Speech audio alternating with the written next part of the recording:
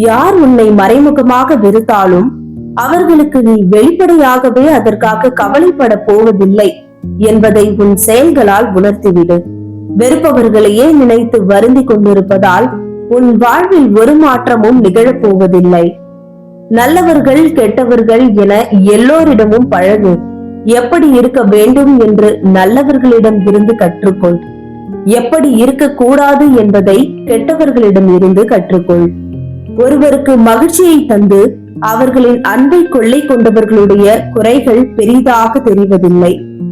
ஒருவரை அதிகாரம் செய்து அவர்களின் அன்பை பெற நினைப்பவர்கள் அவர்களிடம் வேறு எந்த குறைகளும் இல்லை என்றாலும் அவர்களால் மனதளவில் யாரையும் நெருங்க கூட முடிவதில்லை. ஏனென்றால் மனிதர்களின் மனம் அதிகாரத்திற்கும் அடக்குமுறைக்கும் அடிபணிவதில்லை. உண்மையான அன்புக்கு மட்டுமே அது அடிமையாகி கிடக்கும். நல்லவர்களாக இருக்க முயற்சியாவது செய்யுங்கள். முடியாவிட்டால் நல்லவர்களோடு நட்பாய் இருக்கவாவது முயற்சி செய்யுங்கள். அப்போதாவது நம்மால் நல்லவர்களாக இருக்க முடிகிறதா என்று பார்ப்போம். ஒருவரை ஏமாற்றி அதில் கிடைக்கும் செல்வத்தையும் பணத்தையும் கொண்டு எத்தனை நாட்கள் ஏகபோகமாக வாழ்ந்துவிட முடியும்? எப்போது வேண்டுமானாலும் முடிந்து போகக்கூடிய இந்த வாழ்க்கையில் யாரையும் ஏமாற்றி வாழ வேண்டும் என்று மட்டும் நினைக்காதீர்கள். யாரிடமும் ஏமாறாமல் வாழும் வாழ்க்கையை விட யாரையும் ஏமாற்றாமல் வாழும் வாழ்க்கையே சிறந்த வாழ்க்கை. ஒவ்வாத உணவு உடலுக்கும் ஒவ்வாத உறவு மனதிற்கும் இடையூறு செய்து கொண்டேதான் இருக்கும் என்பதால் இந்த இரண்டையும் தேர்ந்தெடுக்கும் போது கவனம் தேவை. உங்களின் அளவற்ற அன்பையும் மதிப்புமிக்க நேரத்தையும் அதை பெறுவதற்கான தகுதி இருப்பவர்களிடம் மட்டுமே பகிர்ந்து கொள்ளுங்கள். அருமை தெரியாதவர்களோடு அவற்றை பகிர்ந்து கொண்டு பிறகு அனாதையாக நிற்காதீர்கள். மற்றவர்களின் குறைகளை கண்டுபிடித்து சொல்வதை மிகப்பெரிய பெருமையாக நினைத்துக் கொள்பவர்கள் இது ஒன்றை மட்டும் நினைவில் வைக்க வேண்டும். மற்றவர்களை குறை கூறும் முன் நீங்கள் சரியானவர்கள் தானா என்பதை ஒருமுறை உறுதிப்படுத்திக் கொள்ளுங்கள். நீங்கள் ஒருவர் மீது அன்பாய் இருக்கிறீர்கள் என்பதை விட அவர்களிடம் உண்மையாக இருக்கிறீர்கள் என்பதே முக்கியம். ஏனென்றால் அன்பை விடவும் அவர்களுக்கு அதிக மகிழ்ச்சி அளிக்கக்கூடியது உண்மைதான். ஒரு சிலர் உங்களிடம் இன்னமும் யோக்கியமாக நடந்து கொள்வதற்கு இந்த மூன்றில் ஏதாவது ஒன்றுதான் காரணமாக இருக்க முடியும். பாவம் செய்து விடக்கூடாது என்று பயந்து சரியாக நடந்து கொள்பவர்கள், ஒருவிதம் மற்றவர்கள் பழிப்பார்களே என்று எண்ணி தவறு செய்யாமல் இருப்பவர்கள், ஒருவிதம் இன்னும் சந்தர்ப்பம் கிடைக்காத காரணத்தால் தவறு செய்யாமல் இருப்பவர்கள், ஒருவிதம் தவறு செய்வதற்கான எல்லா சந்தர்ப்பங்களும் கிடைத்தும் தவறு செய்யாமல் நேர்மையாக இருப்பவர்கள்தான் உண்மையில் யோக்கியவான்கள். இந்த உலகத்திலேயே மிகவும் ஆபத்தான பயணம் ஒன்று உள்ளது. அது எதுவென்றால் நல்லவர்களைப் போலவே நடிக்கும் சில நிலைகெட்ட நன்றி கெட்ட மனிதர்கள். அவர்கள் மீது முழு நம்பிக்கை வைத்து பயணிப்பதுதான் உண்மையில் அன்பை ஒரு சில சுயநலவாதிகளிடம் எதிர்பார்க்க கூடாது. உண்மையான அன்பையும் உணர்வுகளையும் மதிக்க தெரியாத மனிதர்களிடம் நம்முடைய மதிப்பை எப்போதுமே இழந்துவிடக் கூடாது. நம் மதிப்பை உணர்ந்த நல்லவர்களுக்காக நம்முடைய நேரத்தை ஒதுக்கலாம். ஆனால் சுயநலவாதிகளுக்காக நம்முடைய நேரத்தில் ஒரு வினாடியை கூட வீணடிக்க கூடாது. உங்களுக்கு பிடித்தவர்களுடைய நற்பண்புகளை பாராட்டி உற்சாகப்படுத்துங்கள். உங்களுக்கு பிடித்தவர்களுக்கு நீங்கள் தரும் மிக உயர்ந்த பரிசு நீங்கள் தரும் பாராட்டுதான். பாராட்டு என்பது உறவுகளுக்குள் இன்னும் அதிக பிணைப்பை ஏற்படுத்தக்கூடியது. நன்றி கூறுவது ஒரு சிறிய செயல்தான், ஆனால் அது நமக்குள் பெரிய மாற்றத்தை ஏற்படுத்தும்.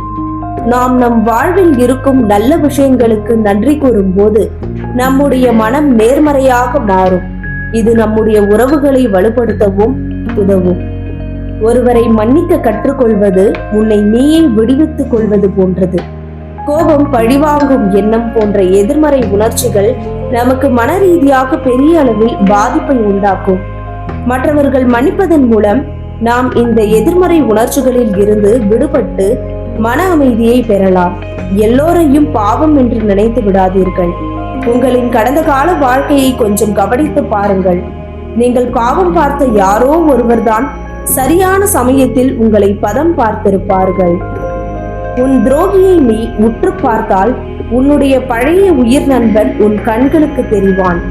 உன் எதிரியை நீ உற்று பார்த்தால் உன் எதிர்கால வழிகாட்டி உன் கண்களுக்கு தெரிவான்.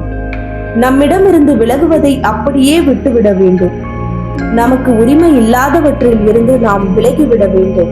ஒவ்வொன்றையும் இழந்த பிறகுதான் பல உண்மைகள் புரிய வரும். இறுதியாக நாம் மட்டுமே இருப்போம். நம்மை நாமே பற்றி கொள்ள வேண்டும். ஏனெனில் அது மட்டும்தான் நிரந்தரம். உன்னை நீயே நேசிப்பதுதான் உண்மையான காதல். மற்றவர்களை நேசிப்பதற்கு முன் நாம் நம்மை நேசிக்க கற்றுக்கொள்ள வேண்டும். தன்னையே நேசிக்க தெரியாதவர்களால் வேறு ஒருவரை உண்மையாக நேசிக்கவே முடியாது. உண்மையான அன்பிற்காக எதை வேண்டுமானாலும் தியாகம் செய்யுங்கள். ஆனால் எதற்காகவும் உண்மையான அன்பை தியாகம் செய்து விடாதீர்கள். இழந்த எது ஒன்றையும் மீண்டும் பெற்றுவிட முடியும். ஆனால் இழந்துவிட்ட உண்மையான அன்பை அதே போல் திரும்ப பெற்றுவிட முடியாது.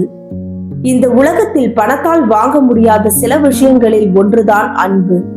அன்பின் எதிர்பார்ப்புகள் பணமோ பொருளோ இல்லை. பாசத்துடன் ஒரு பார்வை, அக்கறை நிறைந்த அன்பான சில வார்த்தைகள், அவ்வளவுதான். இதை கூட கொடுக்க முடியாததால் தான் அன்பான உறவுகளில் பல்வேறு பிளவுகளும் பிரிவுகளும் ஏற்பட்டு விடுகிறது. நீங்கள் அதிகம் விரும்பும் ஒரு சிலர் உங்களுக்கு தனிமையை பரிசாக கொடுக்கும் போது இசையை உங்களோடு சேர்த்து கொள்ளுங்கள். இசையின் மீதான காதல் உங்கள் தனிமையின் கொடுமையை குறைத்துவிடும். யார் சொல்கிறார்கள் என்பது முக்கியமல்ல, என்ன சொல்கிறார்கள் என்பதுதான் முக்கியம். உங்களுக்கு பிடிக்காதவர்களாகவே இருந்தாலும் அவர்கள் சொல்வது ஏற்றுக்கொள்ளக்கூடிய நல்ல கருத்து என்றால் அதை தள்ளிவிடாதீர்கள். உங்களுக்கு பிடித்தவர்களாகவே இருந்தாலும் அவர்கள் சொல்வது தவறான கருத்து என்றால் அதை ஏற்றுக்கொள்ளாதீர்கள். பொய் சொல்ல வேண்டிய அவசியமே இல்லைதான் என்றாலும் அதற்காக எல்லோரிடமும் உண்மையை சொல்லிக் கொண்டிருக்கவும் வேண்டாம்.